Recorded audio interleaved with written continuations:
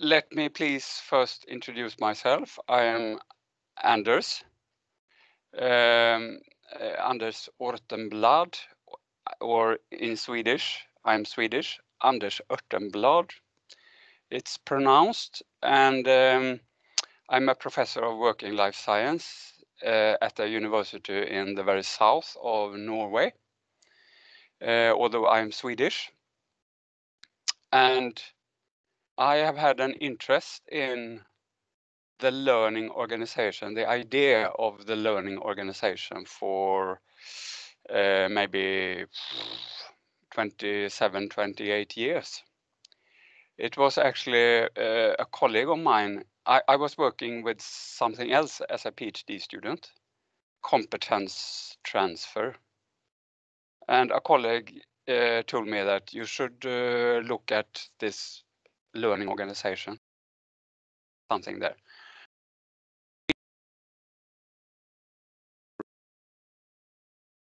And I didn't understand anything. So I thought it was something wrong with me, which still could be an option, of course. But it was also, I think, that it's not very clearly described what a learning organization is. And this is just to share with you how my interest for this idea started, that I didn't understand it. So I read and read and read and read, continued to read, and that became my PhD subject instead of competence transfer, because I was so occupied trying to understand what is actually meant by a learning organization. And since then, I have published quite some academic journal articles on the learning organization. And I now happen to be, since 4 years, the editor of a journal which is called The Learning Organization. And here is a link if anybody wants to become a member of the LinkedIn group we have for this journal, people who are interested in the learning organization concept or practice. And it's absolutely free to become a member. Anybody can be a member. And I think Manfred has arranged so that this link is in the chat function somewhere. But anyway, these are also a few books of those I have edited. For instance, for Oxford University Press, I have edited a handbook of the learning organization. And also for Edward Elgar Publishing House, I have edited a book in which the idea of the learning organization is adapted to fit into different contexts. And this is actually the theme for the talk today.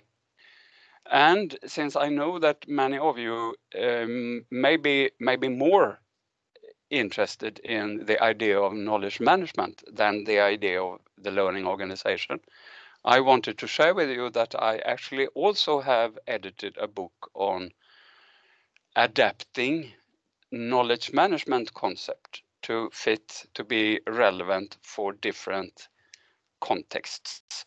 And when I say context, it can be an industry, it can be a religion, it can be a certain national culture, etc. And these two books for EE stands for Edward Elgar. These two books, they mirror a lot the thing I want to talk to you about today, namely that there is a need, in my opinion, to adapt those somewhat fashionable ideas, if I may say so, such as the learning organization, knowledge management, business re-engineering, or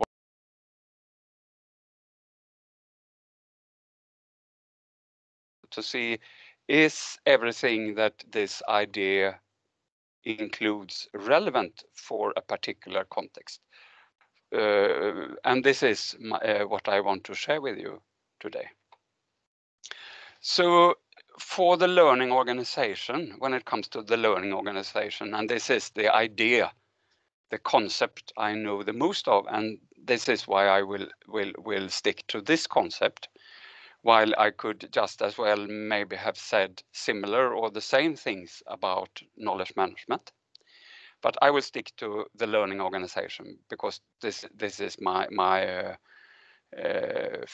favorite topic, which I know the most about. There is definitely a lack of a clear accepted definition of this idea or concept or whatever we call it. Many people have authored about what is a learning organization, and there is overlap, of course, between these different definitions, but there is not any clear definition that all people can say this is a learning organization. So that's a problem. Another problem is that many organizations say organization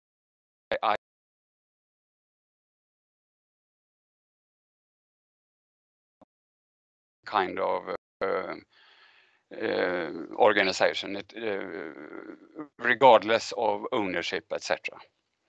So there are many organizations that want to appear in a favorable light by claiming that they are learning organizations. If you Google this, for instance,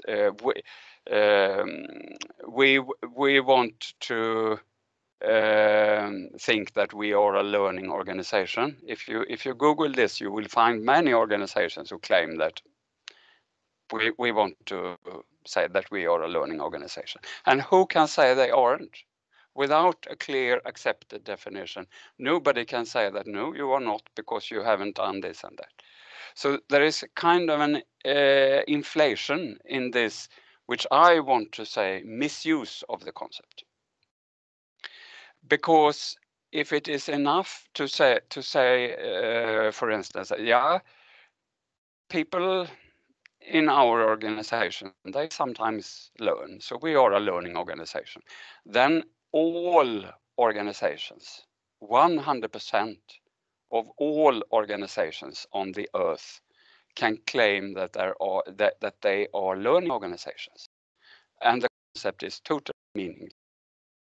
It's as saying that we all breathe air. Yes, so what? So what I am also saying is that if we want to establish a clear definition, it must be demanding. We can't just say that, yes, it's enough if somebody sometimes learn in your organization, then you can say that your organization is a learning organization. No, that's not enough, because then 100% of all organizations are learning organizations. On the other hand, if we establish a very clear demanding definition, and I think it should be demanding because otherwise any organization can say that they are a learning organization. But if it is demanding, then maybe no organization whatsoever, no matter what they do to become a learning organization, could actually become a learning organization according to this demanding definition. And this creates problem because not everything that is in this idea is relevant for all organizations. Let me take an example. There are those, quite some actually, who claim that a learning organization, it's about creating a positive learning climate where the employees are encouraged to experiment and learn from experimenting. This might be perfectly relevant for a school maybe or a university, but how relevant is it for a hospital? You have maybe heard of the scandal in Sweden. It was an Italian surgeon who did surgery on people's, I don't know actually what to call it in English, He put plastic things instead of the real which you breathe with, and all these people died. So that experiment wasn't very successful. So to experiment may not be very relevant for all industries, for all businesses. Just to take an example. Another example is that quite a few claim that a learning organization is a decentralized organization. Yeah, okay. If it is, then should we claim that the state of Germany, Austria, Norway, Sweden, should they be very decentralized? I don't think so. I am for centralization in the sense that what the politicians decide should be what we get as citizens of Austria, Sweden, Norway. I don't want people to decide that, yeah, yes, you Anders can get this, but not Manfred. I want it to be very fair, very equal, and to do this, there has to be some centralization. So decentralization might not be very, very relevant for many public organizations. So we can't demand decentralization, endless decentralization of any organization. And my solution then is that we need to create industry-specific standards based on a very broad, inclusive definition, which I will call an overview definition of the learning organization. Okay, so if I suggest that we start to include this is everything that learning organization might mean for different authors, different people. And then we'll go through all these exact aspects. And we say that, for instance, for hospitals, we can't encourage endlessly, infinitely experimentation. In public organization, we can't demand from those public organizations that want to appear, that want to become learning organizations in practice. We can't demand from those that they should be extremely decentralized. It would be against everything we mean by democracy, for instance. So we need to have some demanding definitions, but we have to consider the different characteristics there are for different industries. A hospital that wants to become a learning hospital, we can't ask the same for that as we can from, for instance, a car manufacturing industry that wants to become a learning organization. So we need to take the context into account. And this is what I mean when I say industry-specific standards. We need to develop a standard, okay? This is what we could demand for any car manufacturing industry that wants to become a car manufacturing company that wants to become a learning organization. And when we have these industry-specific standards, then we could ask, for instance, from any organization that online, if we Google again, we want to appear, we want to believe that we are a learning organization, then we could ask them, but have you actually done this and that? Because then we have relevance is very important here. We have relevant demands on the certain organization, the certain hospital or car manufacturing industry or whatever. But we are far from there yet. I have tried to work on this a little bit. I have, for instance, suggested what such an industry-specific standard would be for universities, higher education. and I want to do the same actually for kindergartens, I think you say in German, childcare organizations. What a learning kindergarten? And this is actually extremely relevant here in Norway because the government in Norway has said, and this can be found in their written documents, they have said that all schools, all kindergartens in Norway, not should, but shall, must become learning organizations. So this is a big thing here in Norway. So what did I do when I started to try to understand what is a learning organization? I tried to, in this chaos a little bit, I found so many somewhat different definitions. Some were quite similar to each other, some were very divergent. So I tried to categorize all these individual definitions into 4 groups of definitions, which I call learning at work, climate for learning, organizational learning, and learning structure.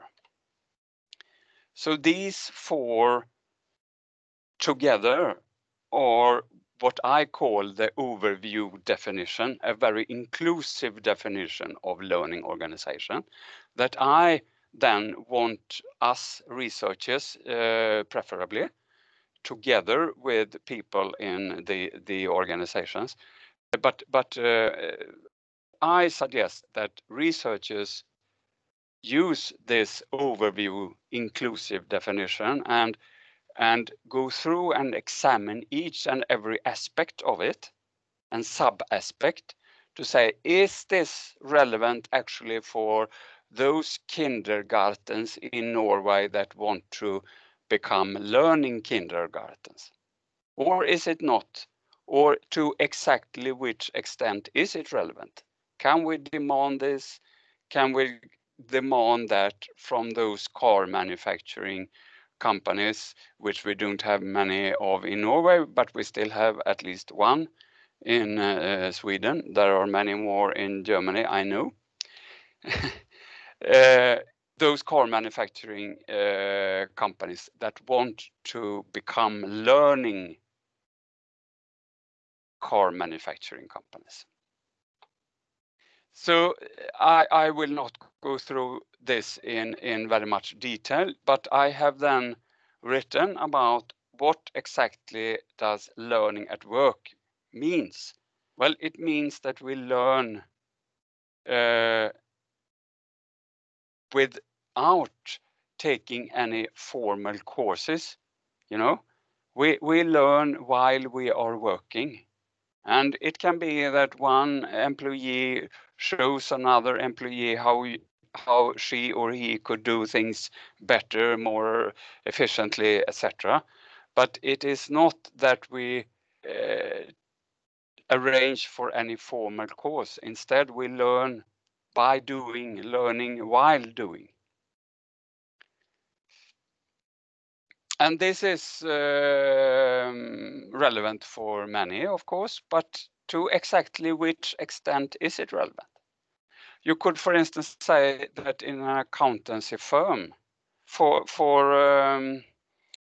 accountants to become authorized accountants, they need to take some external courses to get this authorization. Should this be forbidden then? Or should we instead do it that no, we can't demand from accountancy firms to listen to this. We can't demand from accountancy firms to 100% skip all learning at formal courses. It's impossible.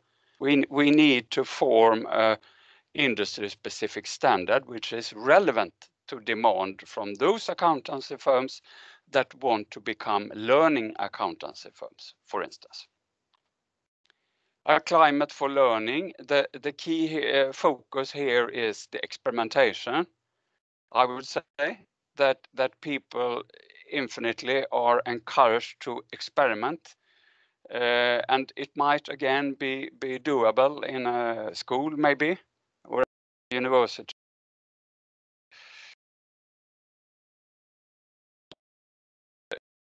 Not,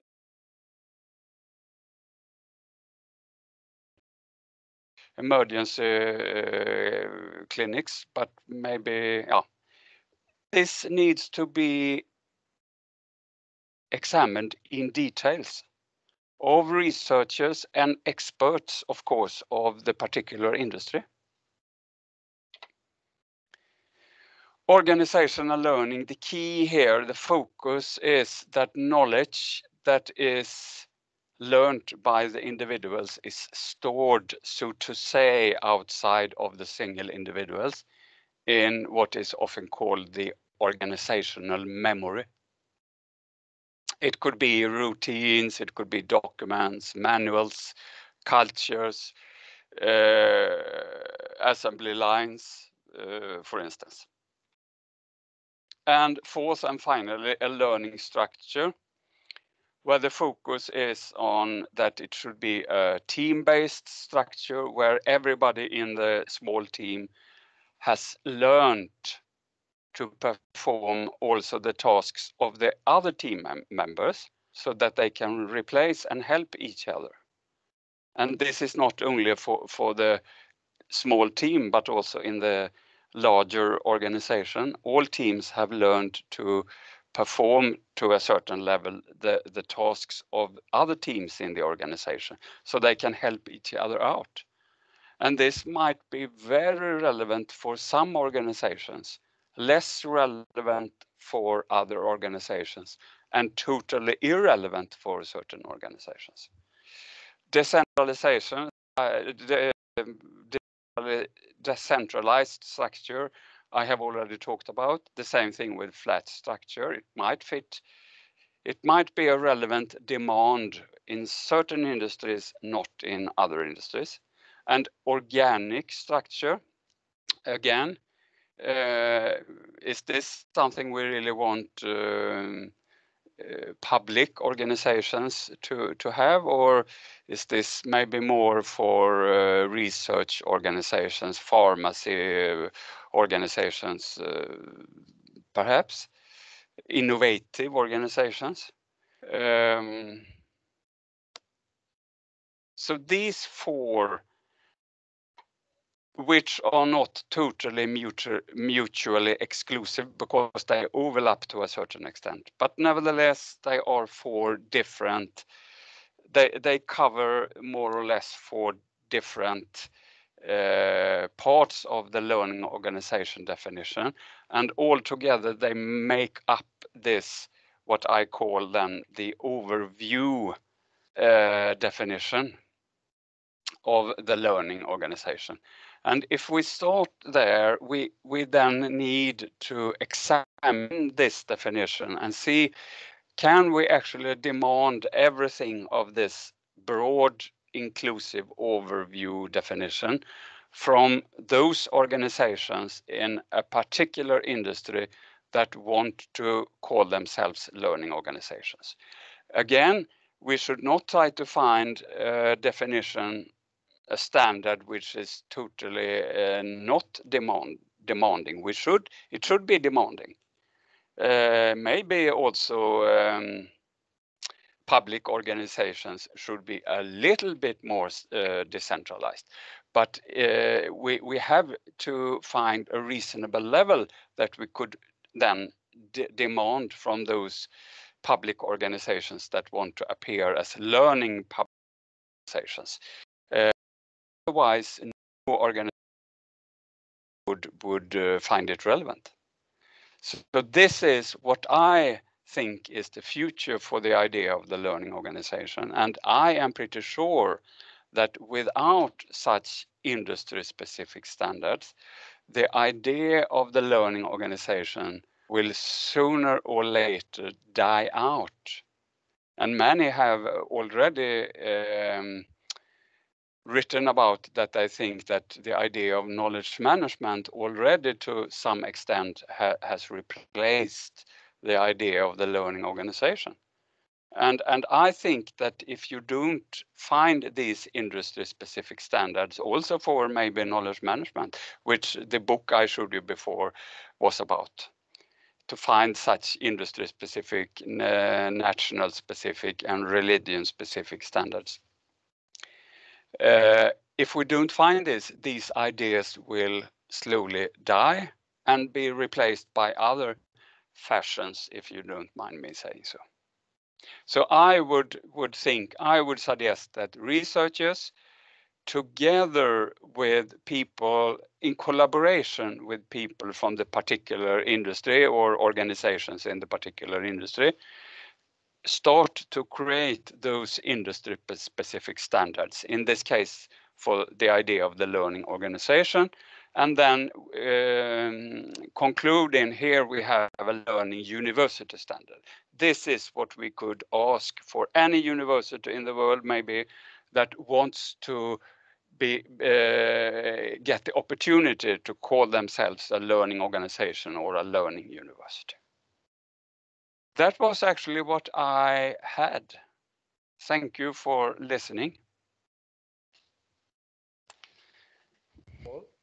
Wonderful, Anders. This is a great speech, and it's really inspiring because you cover all the industries between non-profit and hospitals and universities to car industries. So I would just call for participation in case you really have some additional questions to Anders, because we really have a huge scope. Just one comment, the lack of definition, which was your introduction statement, is true for knowledge management too. Yeah, depending on the author or the expert or consultant, whatever, you come up with different solutions on or different definitions. Which, by the way, in the German Association for Knowledge Management, we provided a glossary. Yeah, and we didn't agree, so we offered 3 different definitions of that. Yeah. So I see Elisabeth. She is not really fit with the recommended standards. Elisabeth Brechtel, I don't understand this chart. Do you recommend specific standards or the contrary? This is, I think, a question, Anders, which is for you to answer. Could you please repeat the question? Elisabeth asked if you recommend a specific standard or different standards. Different standards for different industries. Okay. One standard for car manufacturing companies, one for accountancy firms, one for hospitals, one for universities, etc. Okay, so I see Anna, who is asking if it's researchers who should support those standards, those industry-specific standards, right? I would say so, that because if we give it up to each single organization to do it, there is a clear risk that any particular organization think, this costs too much money to do, so we say that it is irrelevant. So I think it is good to and I think this is a duty that researchers have, actually. But I want to emphasize that I think it should be done in cooperation with experts, because I am not an expert on kindergartens. The people who work in kindergartens, for example, they are experts. I want to do it in collaboration with them, for instance. Kai raised his hand, and so just come in, please. Open your microphone, please. Yeah, hello.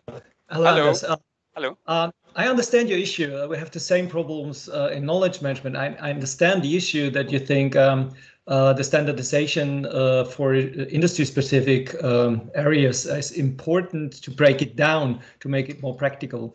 But you started also with the point that if it's kind of a razor which says, okay, all organizations are the same. It's it's today like when we have a general definition, and that this general definition has the problem that it's not suitable for all companies. But when we break it down to industry-specific things, you run, as far as I see it, into a similar problem, because not all automotive companies are same. Let's say like Daimler and Tesla, to have some examples. And we have the same problem again. So when you start this, which is a good point and a good idea, but you run into the problem that you never end. you go down, and then you need the industry specific standard of automotive, of electric cars, and then of electric cars with green color, and then electric cars of red color. Yeah. You understand the issue. I definitely understand your question. Yes. How would you like to solve it, or is there already an idea to solve this problem? Well, I think we have. My point is that we have to start somewhere. I fully not only respect, but now there is an echo, so maybe please you could switch off your microphone. Oh, sorry. I'm sorry. Thank you. Please feel free to switch it on again if you want to comment on what I say. But I definitely agree with you. But I do think that, of course, it might be a difference between Tesla and Daimler, or Volvo, if I may include the Swedish example. And large kindergartens, small kindergartens, public kindergartens, private kindergartens, small private kindergartens, small public, etc. Yes. So it might be that we try to create first those industry-specific standards, and then they might have to be worked with further to reach up to something which is really relevant. But my point is here that your argument is excellent. I agree fully, but we should not use that argument to not start to to create those industry-specific standards. We have to start somewhere. Anders, Franziska is asking if we should go for an international open best practice. If probably we do an international platform where we share that, or do you think this is better in small pilot projects? Well, I think both are good ways to do it. Anything that can help, but there is always a risk, and that's why I am so keen on involving researchers. That there is always a risk that somebody says that we should make a standard based on what we have done, because then we get an advantage. I don't want this to happen. There are critique also of those ISO things, that you can almost buy a certification, which is not so good. So I want to avoid all this, and that's why I think it's good if general organizations working with knowledge management, as your organization, researchers should be involved and control this a little bit, or moderate, I should maybe say. But all knowledge, if it is best practices research, all knowledge is good. We have a working group here in this Association of German Knowledge Managers, or German-speaking knowledge managers, on the ISO 3401, which is a knowledge management standard. And this is a very interactive discussion between practitioners on the one side, who wanted really to have a simple standard which is applicable, for example, in small and medium-sized enterprises as well, and others who would like to have a coherent concept which is stringent on terminology and methodology and all that theoretical stuff, as they keep saying, in a negative way. Say application is more important than theory. How would you suggest to overcome this kind of different tensions? I think the best way I think of is to work together, to collaborate. As I said, when I hopefully but of course, post-corona, post-COVID, when I hopefully will do this study on what are reasonable expectations on those kindergartens, at least in Norway, that want to become learning kindergartens. I can't do it myself. I don't know the business. People who work in the business will know better. So I will be kind of a moderator and do it together with them in kind of an action research. This is my idea. We should do it together, but there is a need for some expertise on how we can develop the standards, which might not be available in the particular organizations. That's where we researchers come in. These ideas, I think, need some basic funding. Would you say the funding should come from preferably the public sector or by grants, for example, or funded by, for example, industry, or a mix of that? I would say a mix, but I think that, I mean, when I say that researchers should be involved, I also say that we should take our part of the responsibility for this. Okay. I mean, I think I happen to believe that learning organization as well as knowledge management are very good ideas, but that we need, I mean, I'm not against learning organization, but I am against when organizations claim that they are learning organizations because they want to, not because they actually have done something. So I think we researchers, we have a responsibility here. So I also am for that we take part of the time we get. It's different in different national systems, but we get some time to do research. I want to aim some time from that time to do this. Okay, wonderful. I have two hands. One is Roswitha and one is Peter. So let's start with the lady. Roswitha, please open your microphone. Hello. Yeah. Hello. Thank you very much for that exciting insight. My background is a public organization. I'm working at the University of Applied Sciences, and we are always looking for improvements of our organization. We have done several smaller projects, bigger projects. We are reporting, or we are assessing ourselves following the European Foundation of Quality Management model, and several other approaches we are also following. I was a little bit reminded of that EFQM model in a way when you presented your categories. You told us what a learning organization at least should look at. Yeah, and I think it would be, if I want to apply your ideas and your concepts, I think it would be worthwhile if we get a kind of that structural model you already put down into your slides in a little bit more elaborated manner, maybe. Yeah, so we could orient ourselves onto your sub-points you mentioned.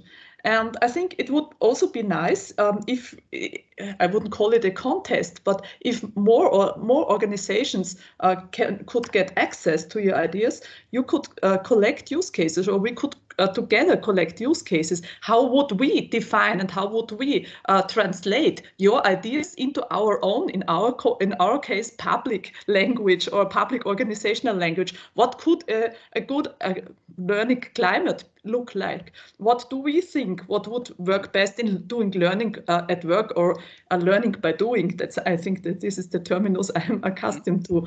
And I think if you could collect several use cases from different backgrounds, and I think that's what you mean by different industries. Yeah, so we could really find maybe also a more common meta-level learning from all that results, and maybe that could be published in a kind of good practice guidelines. And I think that's really something very worthwhile that could be applied afterwards by many organizations and in many industries. Thank you.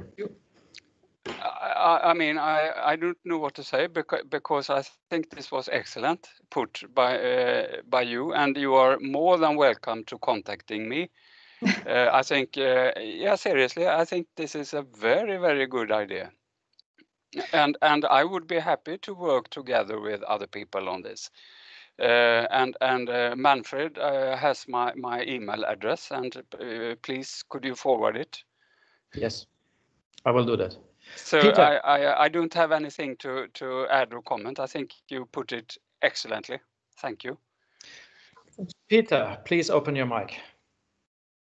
Yes, thank you, Manfred. Anders, I'm just reflecting about your ideas about this standard, and I like to also recall what Kai mentioned about the problems of going into where you make the cutoff of specificity and general. So for example, you were mentioning, okay, your example with the kindergarten. I understand that there's national curricula, but what you do, for example, with the automotive industry, you rightly mentioned that, okay, there is also an automotive manufacturer in Sweden with Volvo. And I recall when we worked on the European guide to good practice and knowledge management with a lot of colleagues from Britain, from Denmark, from Spain, from France, and so, and the result we came up with was quite a general thing, and it did not really took off. So I'm wondering that, for example, in certain industries we might need to have general worldwide global standards, and in others there might be some regional national state wide standards. So I'm not really sure if your idea with going down to industry specific will work if you put into account the global perspective. Well, my comment on that would be that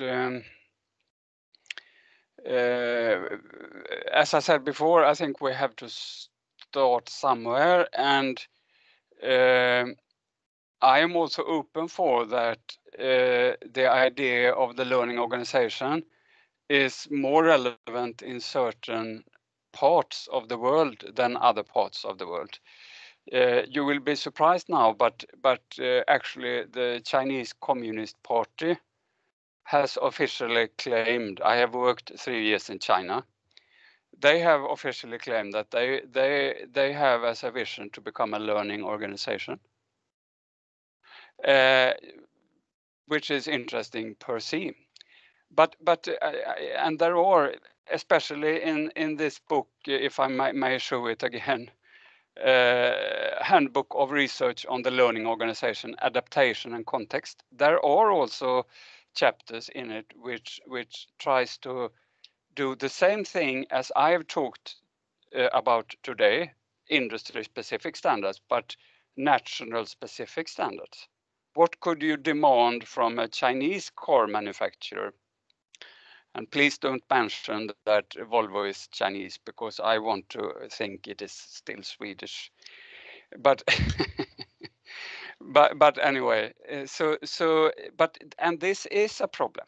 I agree with this. I agree with you, Peter, as I agree with, I think it was Kai maybe who said before.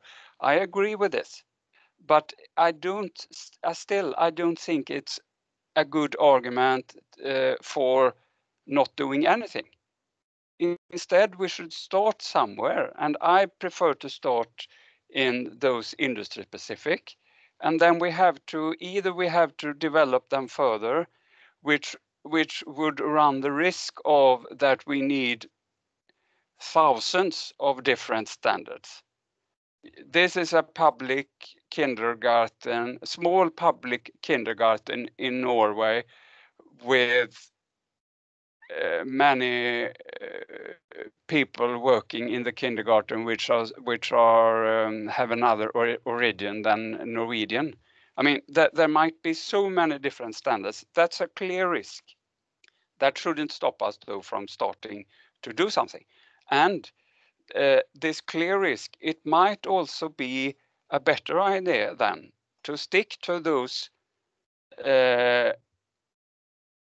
industry-specific standards, and then ask for some guidance when it comes to how to adjust this standard to your specific culture, and maybe a group which I haven't mentioned yet. I have mentioned researchers and what we call, which I don't think is a perfect word, but we call those working outside of the academia, we call those practitioners for some reason. But I haven't mentioned consultants. I think maybe consultants could help to say, okay, we need to adjust this industry-specific standard which we have for the automotive industry. We have to adjust it a little bit to the German context, and another consultant helps to adjust it a little bit to the Swedish, Chinese context, etc.